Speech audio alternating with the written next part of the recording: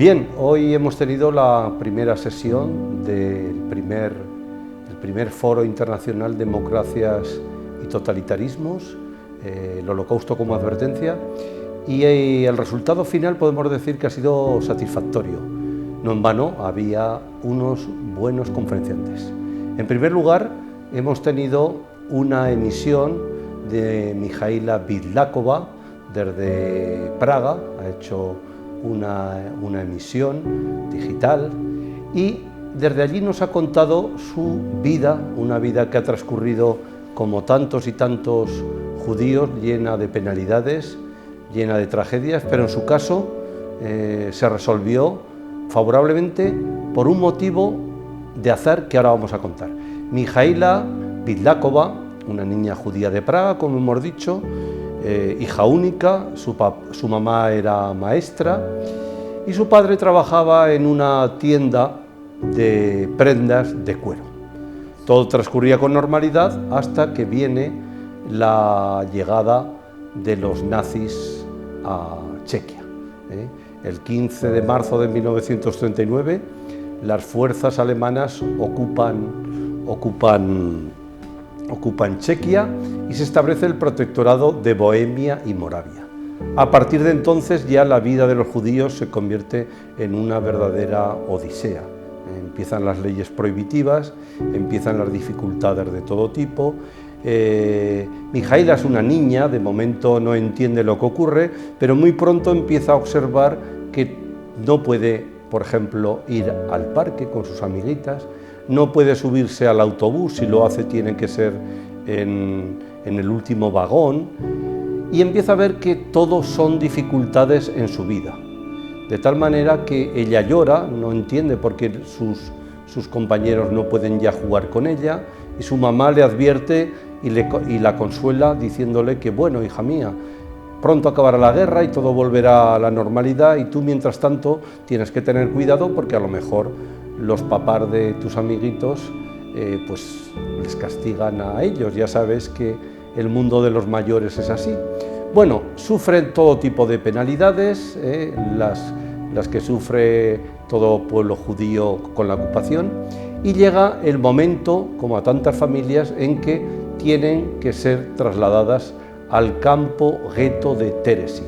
Tienen que fabricar su corta intendencia, tienen que llevarse, cada persona puede llevar una maleta de 50 kilos, pero claro, ella es una niña que aún no ha cumplido los 6 años.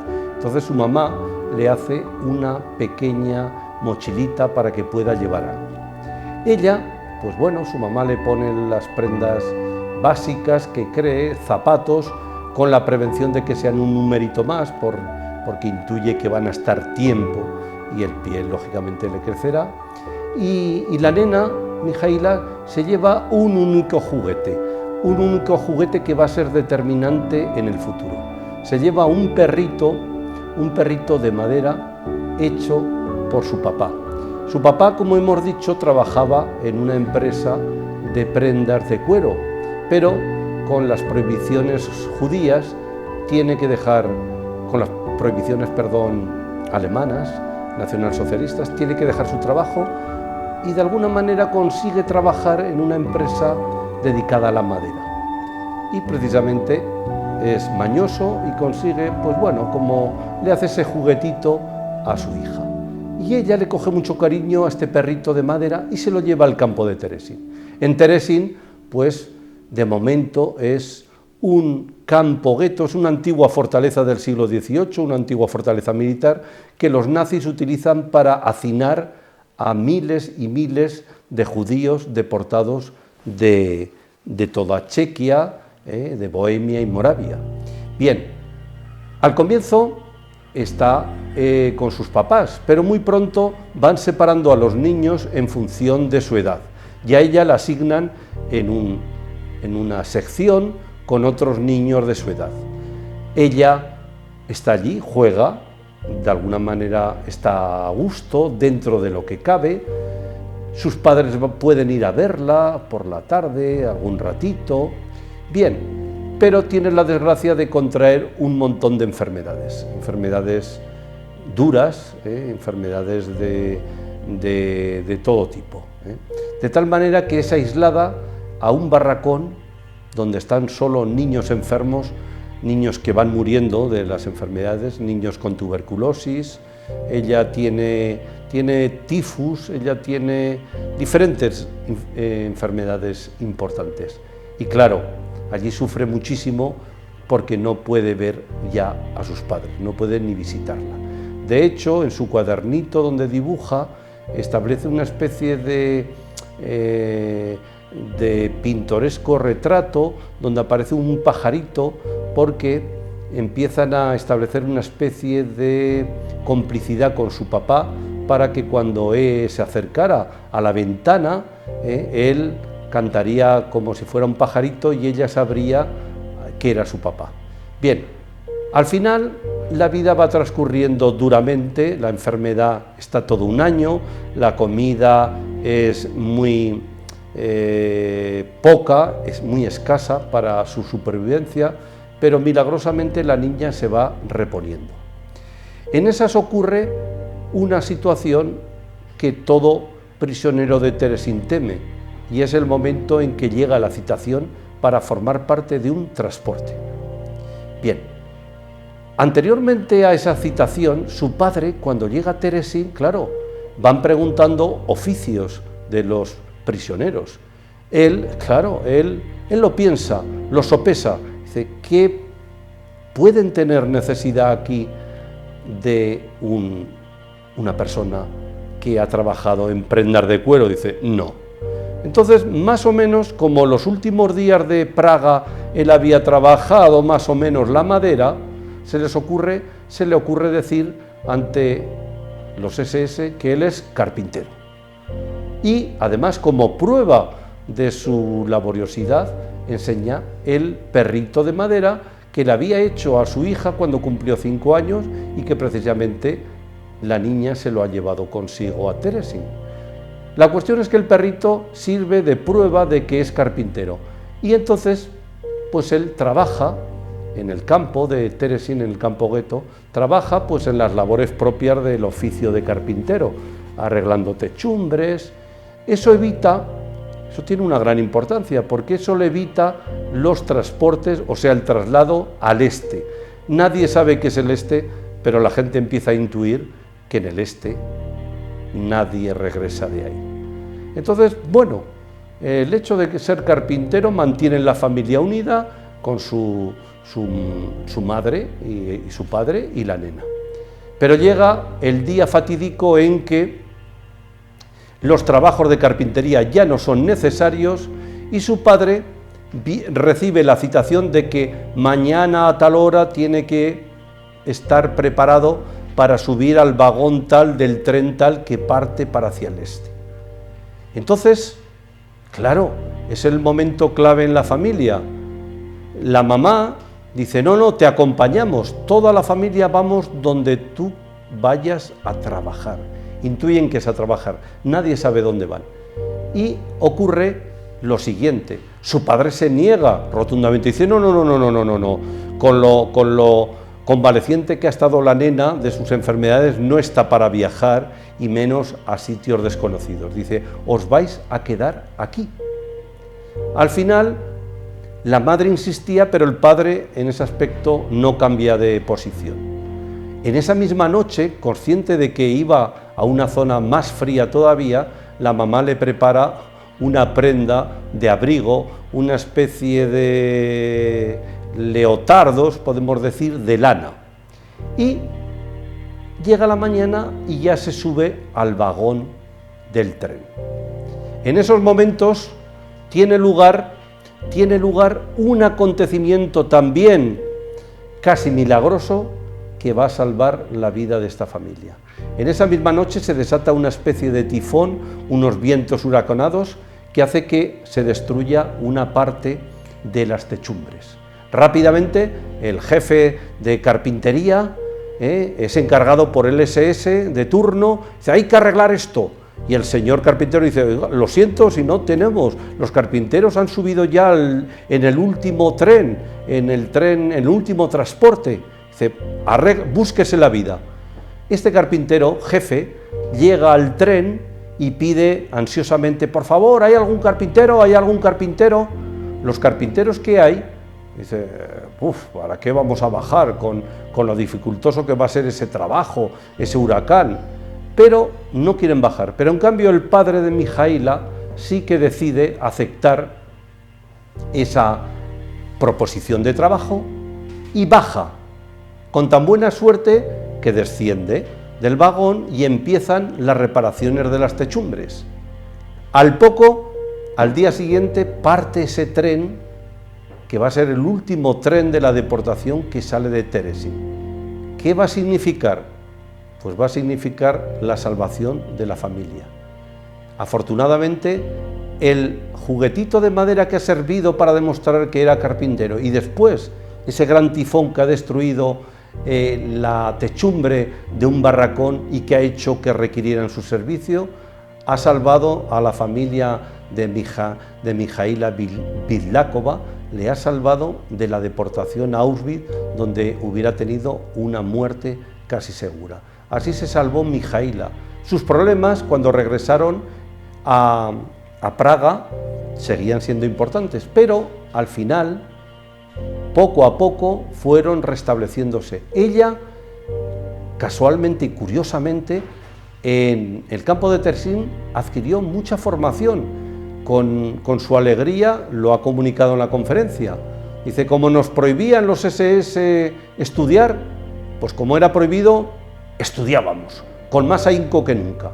Eran estudios dados o impartidos por judíos clandestinamente, vulnerando las normas de los SS. Entonces ella muy pronto se restableció, recuperó el curso, hizo enseguida el bachillerato, después estudió medicina, aunque no se ha dedicado al ejercicio como tal, sino que ha sido investigadora médica.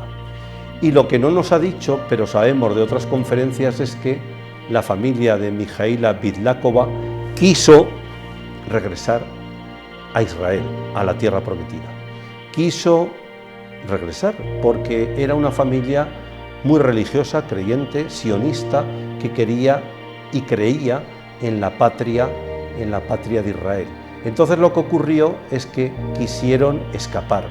Checoslovaquia ya desde el año 48 está controlada por un gobierno comunista que impide la salida de los ciudadanos. Entonces ella y su familia, su papá, su mamá y ella intentan escapar. La policía checoslovaca dura los detiene y los ingresa en una prisión muy dura, prisión de Pankrád, en Praga. Entonces, desde el año 1948, hasta que cae el muro de Berlín en 1989, Mijaíla vivió también la opresión del mundo comunista. Había sufrido la opresión nacionalsocialista, pero también sufrió las dificultades de una Checoslovaquia en la cual imperaba un gobierno de partido único, partido comunista, con bastantes rasgos antisemitas. Y en esencia, esa es la historia de Mijaíla Vidlákova. Já jsem Radovan Krhovský, pracuji v památníku holokaustu Romů a Sintů na Moravě v Hodoníně Kunštátu. Mi nombre es Radovan Krhovský, soy el director de memorial de Hododin Kunštátu, de los Romanos y Sintos. A přijel jsem na konferenci IECHT. He venido a la Conferencia Internacional de Holocausto y Democracia. A dnes jsem měl tady povědět něco o genocidě Romů a Sintů v protektorátu Čechy a Morava. Hoy he tenido una charla sobre el genocidio de los romanos y de Cikánu a Romů a Sintů. Y Sintos, no sé cómo se dice. Nevím, jestli to je nejčastější otázka u nás v památníku. Sintové, zjednodušeně řečeno, Romové z německy mluvících zemí. Los Sintos, que fueron los romanos de Alemania. No a dneska jsme na konferenci mluvili zejména o tom, jak probíhal celý ten proces v protektorátu. Y hoy he hablado sobre el proceso, como ha sido en el tiempo de protectorado que fue durante la Segunda Guerra Mundial en Čechia. Mluvili jsme o tom, že vznikly dva tábory vlastně pro Romy. Han surgido dos campos de concentración para romanos. Jeden v Horním Kunštátu a druhý v Letech u Písku.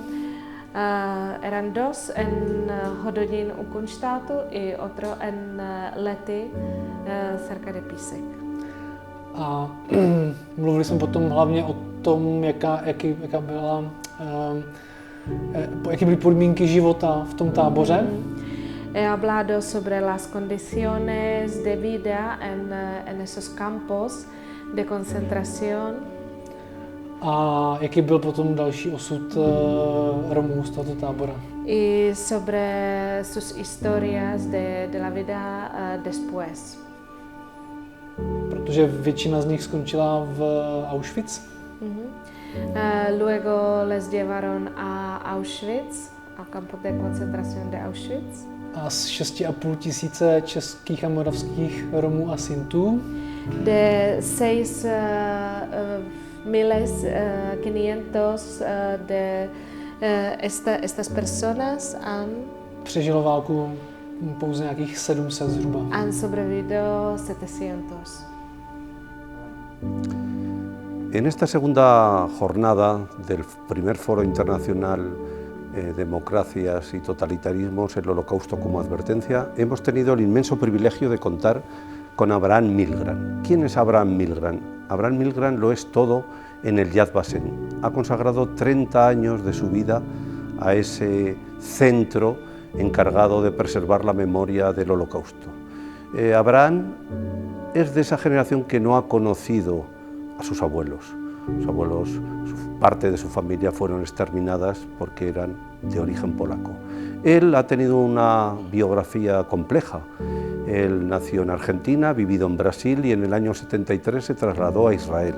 Es historiador emérito ahora del Yad Vashem, pero lo ha sido todo. 30 años de su vida consagrados a preservar la memoria, y no solo a preservarla, sino a configurar la memoria, que no ha sido fácil, la memoria del Holocausto. Hay que tener en cuenta que los supervivientes, en torno a 350.000, regresan a Palestina, y ahí, contrariamente de lo pensado, no son recibidos en loor de multitud, sino que más bien son recibidos como perdedores, como gente vencida, en contraposición a los 500.000 judíos que habitarían entonces en Palestina, que acaban de vencer en la guerra de independencia contra los pueblos árabes, tras la partición de Palestina por la ONU, que no fue aceptada por los árabes. Entonces fue un proceso largo, hasta conseguir que esos judíos derrotados, supervivientes del Holocausto, se integraran plenamente en la sociedad. Un acontecimiento vital fue el juicio al criminal nazi Eichmann en Jerusalén en 1960-61, que permitió que por primera vez el pueblo de Israel, que no había conocido el Holocausto, conociera realmente el sufrimiento de esa parte de judíos en la diáspora que habían sufrido todos los terrores imaginables. Entonces, ese juicio permitió que aquellos supervivientes vencidos pudieran exponer todo su sufrimiento, y el resto del pueblo conocer esos sufrimientos. De tal manera que así se fue homologando una memoria colectiva que todos asumen. Pues bien, Abraham Milgran ha consagrado, repito, 30 años de su vida a esta labor. Hoy ha hablado de muchas cosas, es un gran conocedor del mundo del Holocausto, pero entre otras cosas ha hablado de una tesis, una conferencia que ha sido Judíos salvando a judíos. Es muy conocida la labor de esos gentiles que salvaron a judíos, y por lo tanto, según el Talmud judío, el que salva una vida salva al mundo entero. En este caso, Abraham Milgran lo que ha querido es insistir, sin menoscabar el gran mérito que tuvieron los gentiles salvando a judíos, pero ha querido insistir en esos judíos salvando a judíos cuyos logros fueron casi inexistentes, pero que su ejemplo, su dedicación, su gran riesgo hace que estén en lo más alto de los valores morales y humanos. Entonces, en esencia, gracias a Abraham Milgran hemos conocido una faceta muy desconocida de lo que ha sido el Holocausto, de esos judíos que se rebelaron también contra el designio de muerte, y aunque ellos no tenían más que muerte o muerte, pese a todo, se jugaron las pocas posibilidades de vida que tenían para ayudar a salvar a otros judíos. Soy el doctor Abraham Milgran, historiador emérito del Instituto Yad Vashem de Jerusalén, y fue un gran honor que me invitaran a participar de la primera jornada para conmemorar el Día Internacional de la Memoria del Holocausto acá en Huesca.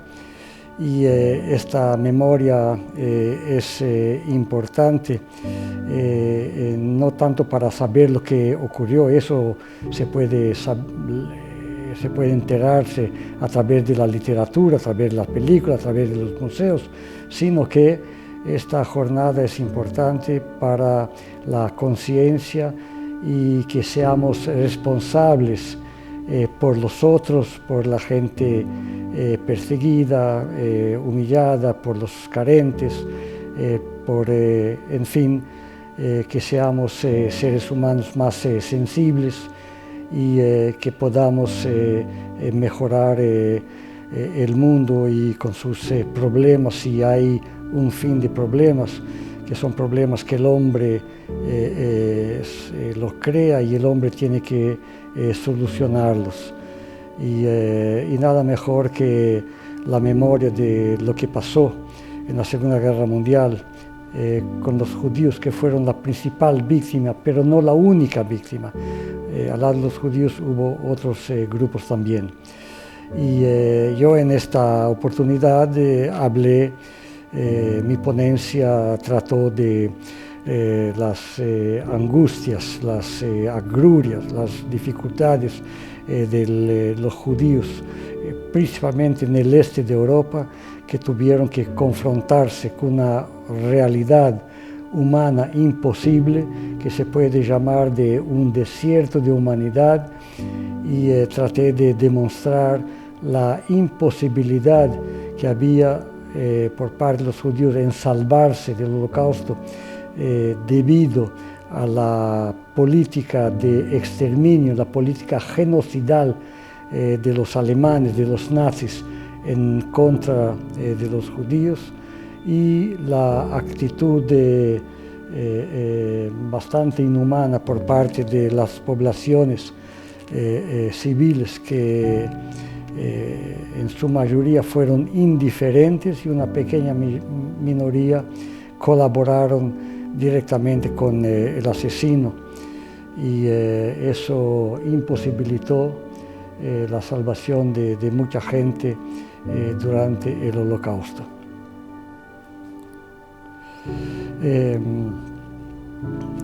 Así que el tema fue, y la pregunta que yo me hice, si judíos podrían salvar judíos durante el Holocausto, y mi conclusión fue de que había una diferencia entre las condiciones, las posibilidades de judíos salvar judíos, comparado con las posibilidades, las condiciones de no judíos, que nosotros llamamos de justos de las naciones, que salvaron una cierta cantidad de judíos en distintos países de la Europa ocupada.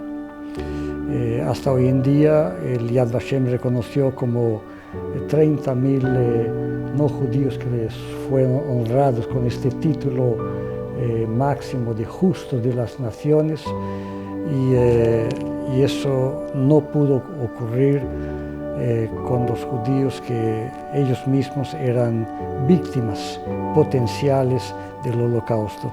o sea, en cuanto que no judíos tenían el privilegio de elegir, de optar en ser indiferente o no, los judíos no tuvieron este privilegio, y porque eran víctimas potenciales de la política genocidal alemana nazi de sus colaboradores. Este jueves 26 de enero hemos tenido la suerte de poder contar con la presencia del embajador de la República Argentina en España, don Ricardo Alfonsín. Don Ricardo Alfonsín, ¿qué decir de él?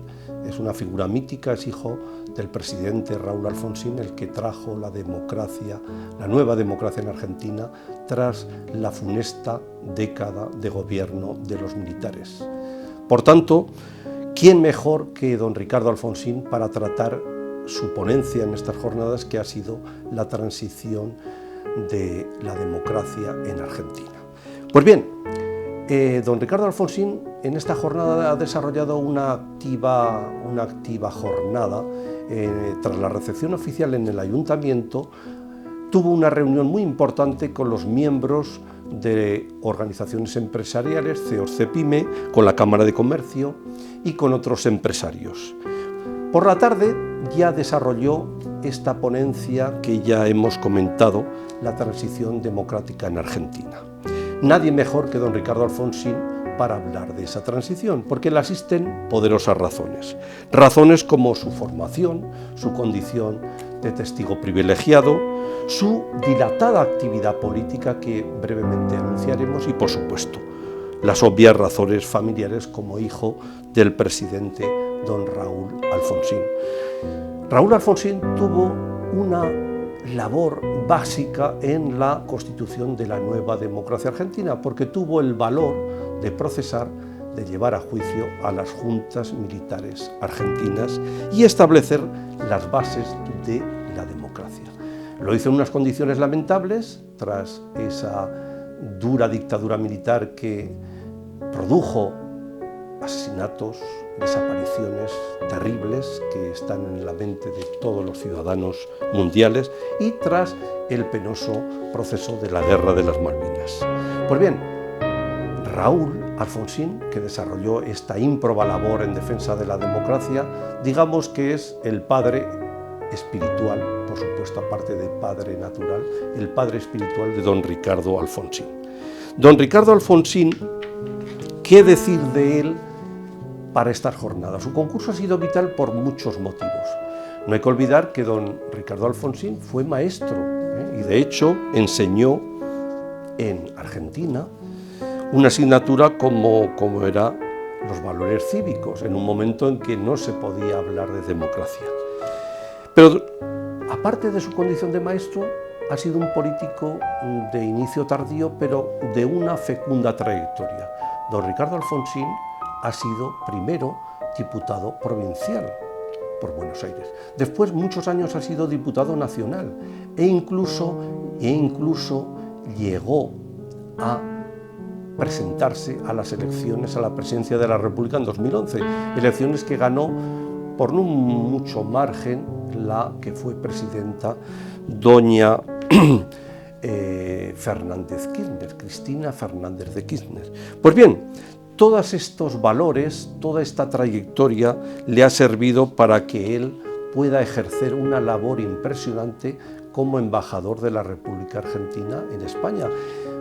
Por supuesto, el cargo de embajador ha sido nominado por el presidente de la República, don Alberto Fernández, que no es del partido de don Ricardo Alfonsín, la Unión Cívica, sino que es del Partido Justicialista, lo cual da idea de la dimensión universalista, más que partidista, de don Ricardo Alfonsín. Ricardo Alfonsín se consagra a asentar los valores de la democracia argentina y a favorecer su desarrollo. Bien, la conferencia de don Ricardo Alfonsín, pues, estuvo repleta de valores éticos universalistas. Recordó en la conferencia esos tiempos iniciales en los que él ejerció de profesor, como ya hemos dicho, en las clases de educación cívica. Enseñaba educación cívica en un momento en que la educación cívica estaba totalmente ausente de la democracia argentina. Su carácter universalista se demuestra también en su propia concepción de la democracia y de la política. No quiero resistirme a la tentación de reproducir unas frases que dijo en el curso de la jornada. La política podría ser definida de esta manera: no hay recetas naturales o sobrenaturales, es del hombre. La función de la política es organizar la sociedad de tal manera que cada miembro pueda vivir con dignidad. Alfonsín no saca pecho de su labor ni la de su padre. Sus méritos, los méritos del advenimiento de la democracia, los concede al pueblo argentino.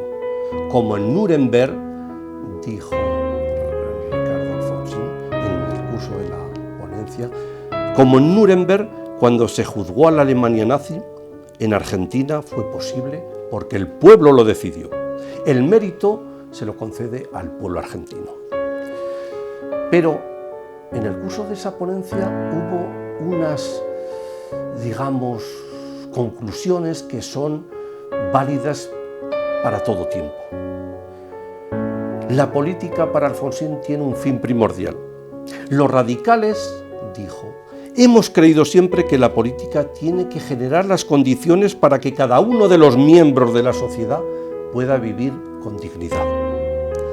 Alfonsín, cómo no, pues versó, trató y analizó el juicio a los militares para la democracia argentina. Y así comentó: el juicio a las juntas fue lo que más riesgo generó para la consolidación democrática en Argentina, pero también fue el factor que más actuó para consolidarla. El juicio nos vacunó contra la dictadura. Alfonsín hizo a lo largo de toda su disertación una reivindicación del ejercicio de la buena política. La democracia no gobierna, no sanciona leyes, no privatiza, no estatiza, no abre las fronteras económicas. Eso lo hace la política. Y de la política no se puede prescindir. Sin política, vino a decir don Ricardo Alfonsín, la vida no sería digna. Pero una política que tiene que tener muy en cuenta las condiciones vitales de las personas. La economía tiene que estar al servicio del hombre y no al revés. La política es una responsabilidad colectiva de todos y supone un compromiso social, un compromiso ético. Tiene que estar basada en una ética de la solidaridad, en una ética de la fraternidad. No es fácil, el que quiera cosas fáciles tiene que dedicarse a otra cosa ajena a la política. Pues bien, además de todo lo acontecido en la etapa democrática de la transición, don Ricardo Alfonsín versó sobre temas universales de todo tipo. Habló de las cuestiones de actualidad, habló de los efectos de las políticas neoliberales llevadas hasta el extremo, habló también de los populismos hoy emergentes y que tantos problemas están suscitando, habló de la democracia en general, de la educación como baluarte principal para el mantenimiento de la democracia. Habló, por supuesto, del Holocausto, de la acogida en Argentina de los judíos, pero habló también de los alemanes que recalaron en Argentina. Y finalmente valoró el esfuerzo de la apertura que está haciendo el actual presidente de Argentina, don Alberto Fernández, y al que dijo sí cuando le consultó la posibilidad de venir a España. Además de todo lo acontecido en la etapa histórica de la transición democrática en Argentina, don Ricardo Alfonsín habló de todos los temas de actualidad, problemas que están aquí en toda la sociedad mundial. Habló, por ejemplo, de los efectos de las políticas neoliberales. Habló de los populismos emergentes tan presentes hoy en la vida política y que tantos problemas están suscitando. Habló, por supuesto, de la democracia. Habló, como no, de la educación como gran baluarte para preservar la democracia de calidad. Habló, por supuesto, del Holocausto. Habló de la acogida que tuvieron los judíos en Argentina, pero habló también de la acogida que tuvieron alemanes, incluso miembros destacados de las élites argentinas que habían participado en el Holocausto, también aludió a ellos. Y por supuesto habló de economía, de la evolución política y destacó sobremanera el valor de esfuerzo y de apertura que tiene el actual presidente de la República Argentina, don Alberto Fernández, que es del Partido Justicialista, no del Partido de la Unión Cívica Radical, pero que a don Ricardo Alfonsín no le duelen prendas en reconocer su esfuerzo por el desarrollo de la Argentina. No en vano, don Ricardo Alfonsín aceptó la petición que le hizo el presidente de la República Argentina de aceptar el puesto de embajador en España. Ha sido todo un hallazgo, ha sido todo un deseo satisfecho el poder contar con la presencia en esta jornada de don Ricardo Alfonsín y beneficiarnos de todas sus enseñanzas, de todo su saber y de toda su dilatada trayectoria al servicio de los valores éticos y de la democracia. Soy Ricardo Alfonsín, soy el embajador de Argentina en el Reino de España y hace 2 años que estoy aquí y muy contento de estar en España. Soy descendiente de gallegos, de Ribadumia. Mi bisabuelo, Serafín Alfonsín, fue el primer español que llegó a la Argentina, de la familia Alfonsín. Y estoy muy contento ahora de estar en Huesca. Realmente no es un cumplido. Lo visité al alcalde, a Luis Felipe, una gran persona. Se entabló, creo que ganamos confianza inmediatamente. Hemos empezado a conversar como si nos conociéramos de toda la vida. Estuve con Maribel de Pablo también, otra gran mujer también. Enseguida entramos en confianza. Estuve con Carlos Vázquez, que organiza lo que ahora les voy a contar. Estuve con Jesús Inglada, bueno, con muchas personas. Y quiero señalar esto. Ayer almorzamos, el jueves almorzamos, y yo sentía algo distinto a lo que he sentido en otros lugares cuando viajo. Yo decía, ¿qué es lo que me pasa acá? Y era lo siguiente. Yo siempre me siento en España como en casa, ¿no? Pero acá en Huesca me sentía como en mi pueblo. Me sentía que estaba con personas a las que había conocido toda la vida, que compartíamos los intereses, los compartíamos en serio, que hablábamos un idioma muy parecido. Y fue para mí una muy agradable experiencia. Y les agradezco que me hayan recibido con tanto afecto y con tanto cariño. Bueno, le agradezco al Foro por la Democracia y contra los Totalitarismos.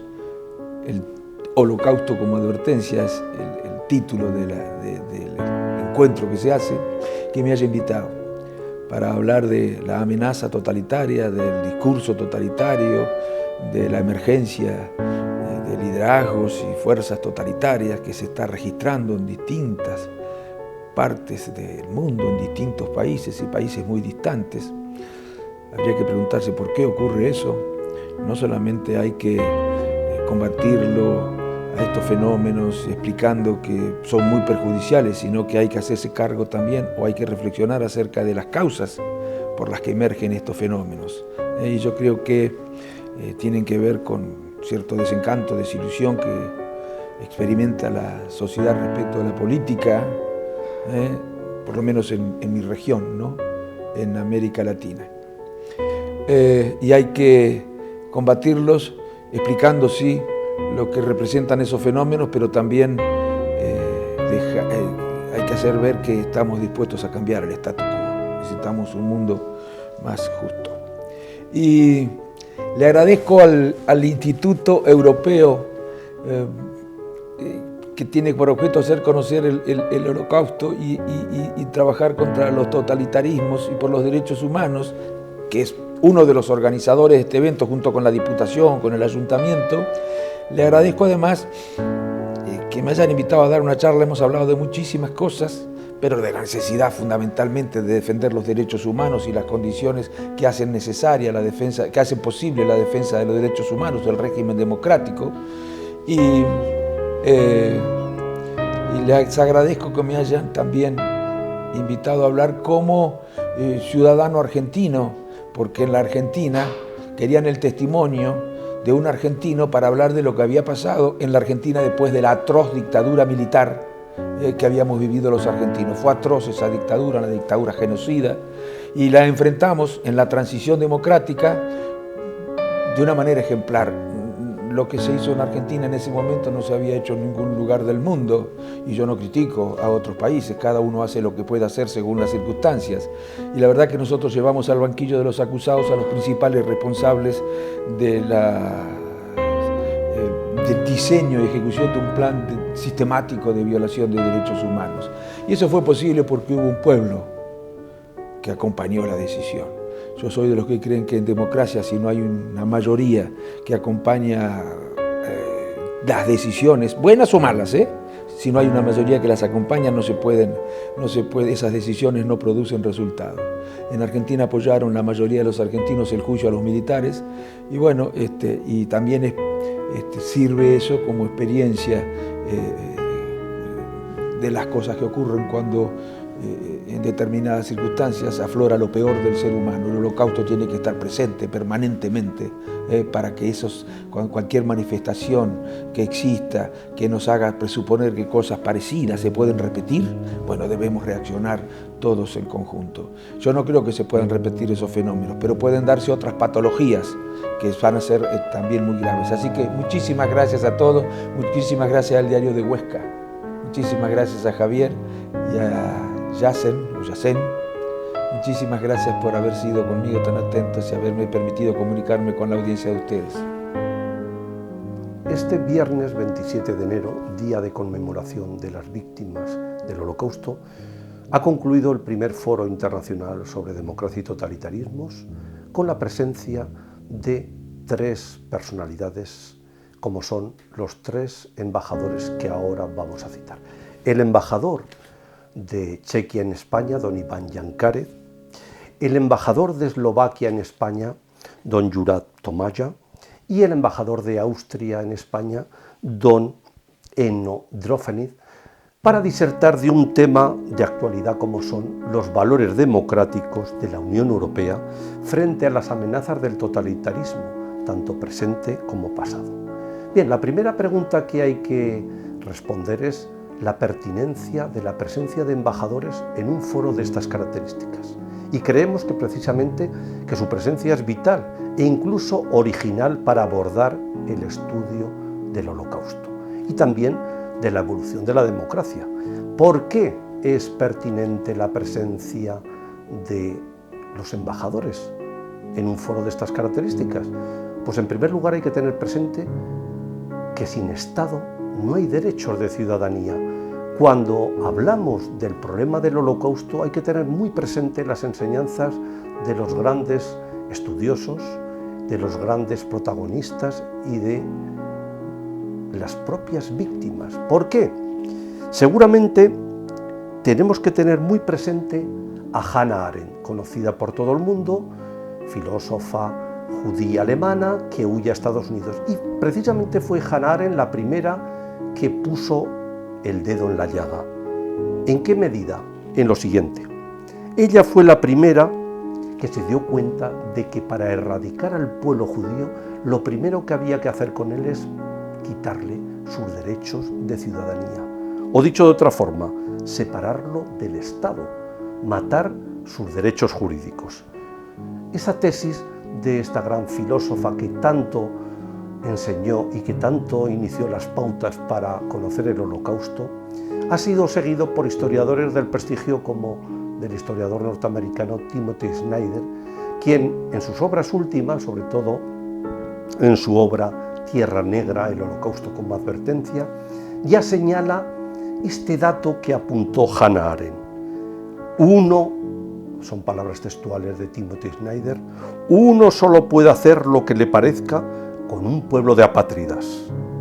El primer paso crucial en el camino de la dominación total es matar en el hombre a la persona jurídica.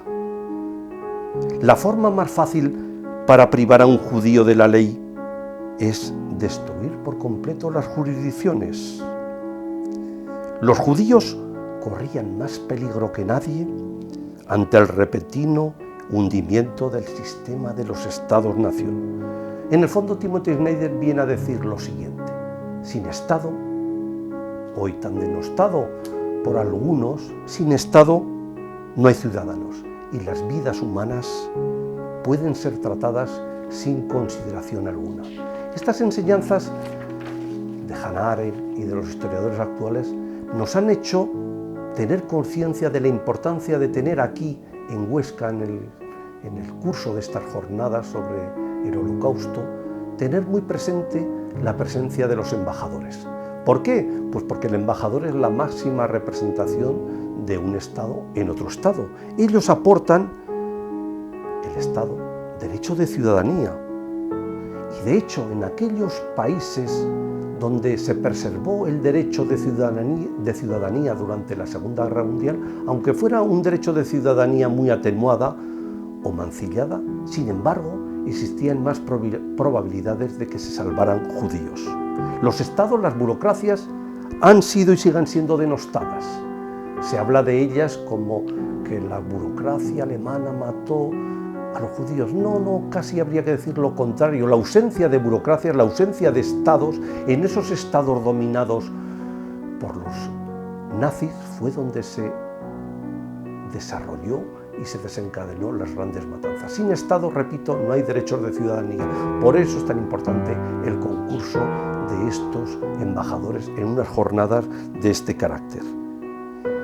Por otra parte, los países del grupo de Visegrado, países que vamos a recordar como son Polonia, Hungría, República Checa y Eslovaquia, con un pasado común de dominación de los dos totalitarismos, el nacionalsocialista, pero también el comunista, esos estados son estados a tener muy en cuenta para abordar el estudio del Holocausto.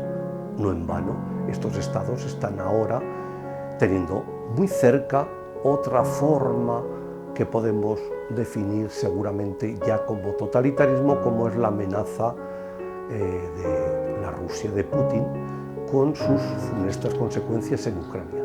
Por eso creemos, y así lo han demostrado estas jornadas, que la presencia, el debate de los embajadores ha sido vital para entender este agujero negro, este gran agujero negro que fue el Holocausto, y también su presencia es muy importante para reafirmar la democracia, que siempre está amenazada, sea por el totalitarismo, sea por los populismos, sea por la excesiva polarización social, sea por los ataques, como hemos visto, de los partidarios de Bolsonaro en Brasil, o por ejemplo, hace 2 años, la invasión del Capitolio norteamericano, o incluso el intento fallido de golpe de Estado casi bufonesco que se desarrolló en Alemania hace muy poco tiempo.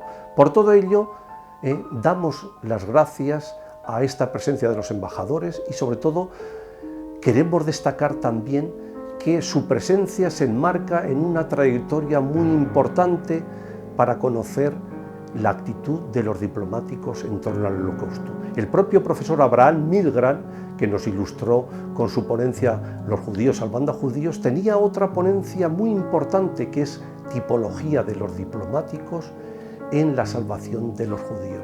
No en vano hay que tener presente que gracias al esfuerzo de esos diplomáticos, muchas veces sin contar con el consenso o la aprobación de los propios estados, lograron salvar a miles de judíos gracias a su labor como protectores y como garantes del derecho de ciudadanía. No en vano, en Aragón tenemos la presencia o tenemos la constatación de 2 diplomáticos, por ejemplo aragoneses, como hemos dicho, don Sebastián Romero Radigales y don Ángel Santbriz, uno de Huesca, el otro de Zaragoza, que gracias a la utilización que hicieron de un decreto de la dictadura de Primo de Rivera, por la cual se concedía el derecho de ciudadanía a los descendientes de los judíos sefardíes expulsados por los reyes católicos, consiguieron salvar a miles de judíos.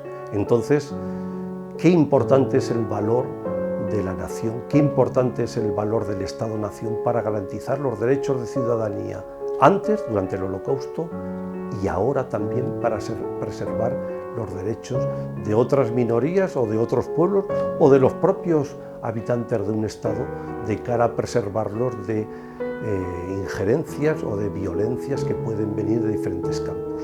Finalmente, en este viernes 27 de enero, este día consagrado a la memoria del Holocausto, en el curso de estas jornadas fueron presentados 2 premios para conceder en años sucesivos, que son 2 premios, uno premio a los valores humanos de colaboración democrática y otro premio muy importante, el premio que hemos denominado Premio Presidente Raúl Alfonsín a los valores humanos. Con estos premios queremos también recordar a aquellas figuras que se distinguen y van a distinguirse por el apoyo a las democracias, por su permanente estado de vigilia ante las amenazas del totalitarismo. El profesor Carlos Pérez Vázquez y un servidor, Jesús Inglada Tarés, como presidente y director del Instituto Europeo para el Conocimiento del Holocausto y los Totalitarismos, queremos dar las gracias encarecidamente a todas aquellas personas que han hecho posible este primer foro internacional Democracia y Totalitarismos. Y así, en orden a la intervención, podemos recordar, cómo no, a don Ofer Lasebesky, periodista multimedia, a caballo entre Israel y España, nacido en Haifa, un periodista que dedica buena parte de su trabajo a grandes reportajes sobre Israel, sobre la situación española, y que colabora asiduamente con medios como La Vanguardia y La Razón. Por supuesto, tenemos que dar las gracias también a doña Hanna Poltikova, directora del Centro Checo en España, siempre con esfuerzo para establecer puentes de diálogo y de cooperación entre Chequia y España. ¿Cómo olvidarnos de doña Mijaela Vidlakova, superviviente de Teresín, que, pese a su estado ya mayor, con dificultades para viajar, quiso estar presente en este foro y nos envió un vídeo en formato videoconferencia, nos envió una charla que de alguna manera marcó el designio de estas jornadas. Ella nos habló de su dramática experiencia en el campo gueto de Teresín. Por supuesto, en el campo de los especialistas han dado cita personalidades de relieve, como el profesor Radovan Krotsky, director del Memorial de Hodonín, y que trató en estas jornadas, en este foro, de un tema muy candente y bastante desconocido, como es el Holocausto de los gitanos. El profesor Radovan es también director del Memorial de Hodonín y su conferencia la tituló El genocidio romaní y sinti, los campos de Hodonín y Leti. Repito, un tema muy novedoso en estas jornadas. ¿Qué decir del profesor Abraham Milgran, referente del Holocausto Internacional? El profesor Milgran lo ha sido todo en el centro del Holocausto, que no es otro que el Yad Vashem. Durante 30 años se ha consagrado a establecer la memoria del Holocausto con sus programas, ha sido educador, ha sido investigador, ha sido director del Yad Vashem y ahora es historiador emérito. Tiene una amplia obra sobre el Holocausto, obra bibliográfica importante, y realmente su participación en estas jornadas ha sido de una valía increíble. Desarrolló un tema muy candente y un tema muy atractivo, como es su ponencia Judíos salvando a judíos en la Shoah. La labor increíble que hicieron los judíos jugándoselo todo para salvar a otros judíos. Tenía también previsto otra conferencia que por problemas de tiempo no pudo desarrollar, y es la conferencia titulada Tipologías de actitudes de diplomáticos frente a la persecución judía. Bien, este capítulo de especialistas hay que sumar una gran novedad, como ha sido la presencia de 4 embajadores en el foro. Un tema de una importancia notable, dado que el Holocausto no se entiende sin la presencia del Estado-Nación. El Holocausto fue definido por grandes historiadores como Timothy Snyder aludiendo a la importancia del Estado-nación de cara a que se produjera el Holocausto. El Holocausto se produjo en aquellos sitios donde el Estado había sido abolido. Por eso, la participación de los embajadores es una aportación interesantísima en este amplio debate sobre el Holocausto. Por supuesto, tuvimos la presencia de don Ricardo Alfonsín, embajador de la República Argentina en España, que trató en una ponencia importantísima el tema de la transición democrática en su país, una transición que, como todo el mundo sabe, protagonizó su padre, don Raúl Alfonsín. Bien, don Ricardo Alfonsín nos dio claves interpretativas, no solo de la transición democrática en Argentina, sino también otras claves para entender el devenir de la democracia en el mundo, con una visión universalista, con una visión rica, con una visión plural.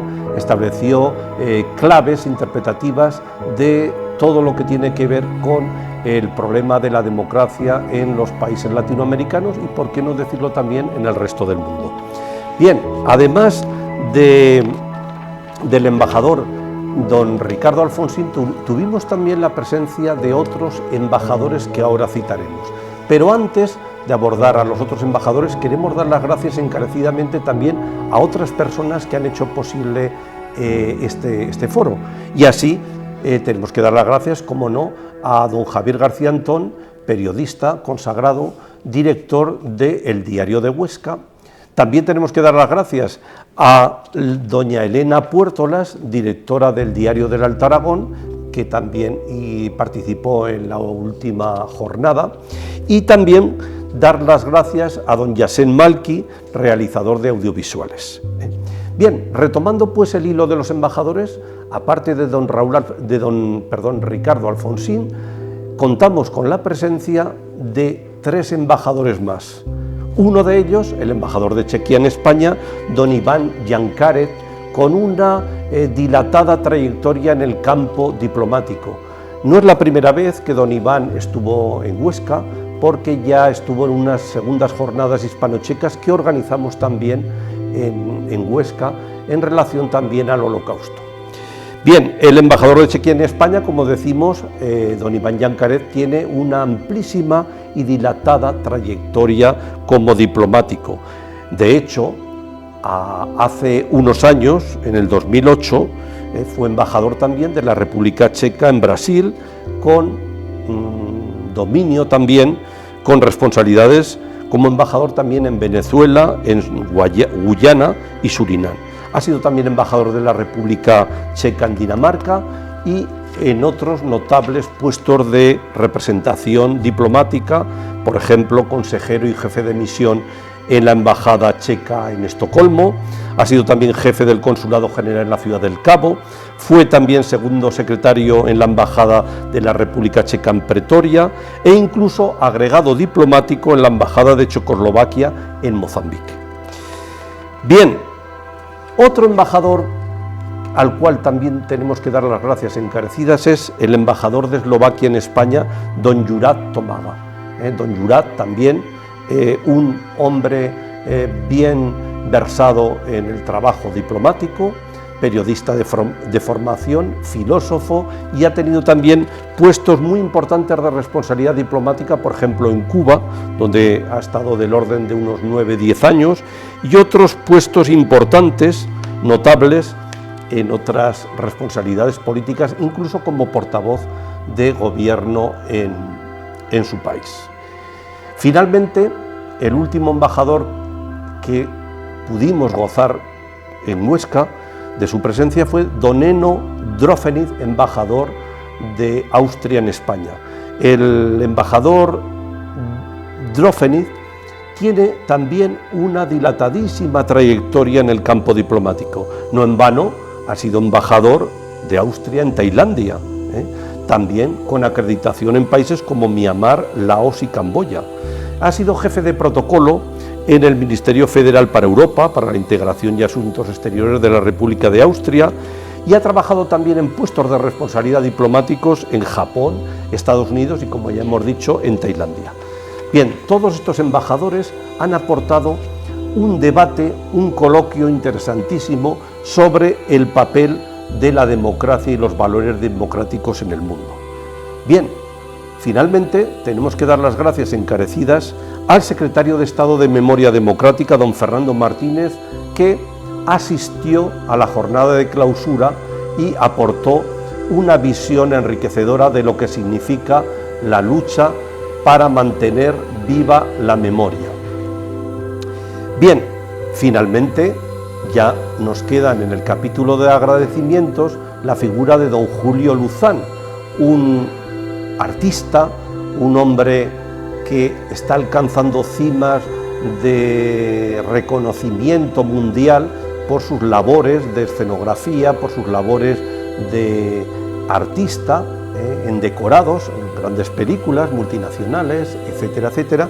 Y don Julio Luzán, dueño de su empresa Tecmolde, es el que ha realizado generosamente la escultura que va a servir para trofeo del Premio Internacional Raúl Alfonsín a los Derechos Humanos, que ha sido presentado en el marco de este foro. Don Julio Luzán, pues gracias por su enorme labor y por su desprendida generosidad. No podemos olvidar tampoco a don Jorge Kleiman, superviviente del campo de Płaszów en Cracovia, superviviente de Auschwitz, superviviente de Mauthausen, que estaba previsto que asistiera presencialmente a estas jornadas, pero que un problema súbito de salud hizo imposible esa presencia. Pero quiso estar presente en las jornadas, enviándonos también una videoconferencia notable donde habla de su tragedia personal, que de alguna manera hizo que las personas asistentes se conmovieran. Por supuesto, no podemos dejar de dar las gracias al Ayuntamiento de Huesca, representado por su alcalde, don Luis Felipe Serrate, a la Diputación Provincial de Huesca, también representada por la vicepresidenta doña Elisa Sancho, instituciones ambas coorganizadoras junto al IES, el Instituto Europeo para el Conocimiento del Holocausto y los Totalitarismos, coorganizadores del tema de este foro. Y finalmente, por supuesto, dar las gracias a todos los amigos y colaboradores del IES, a todos los alumnos y a toda la comunidad educativa que ha confiado en nuestro proyecto Conocer el Holocausto, Historia, Memoria e Imágenes, y al público en general que tan buena acogida ha dispensado a este primer foro internacional.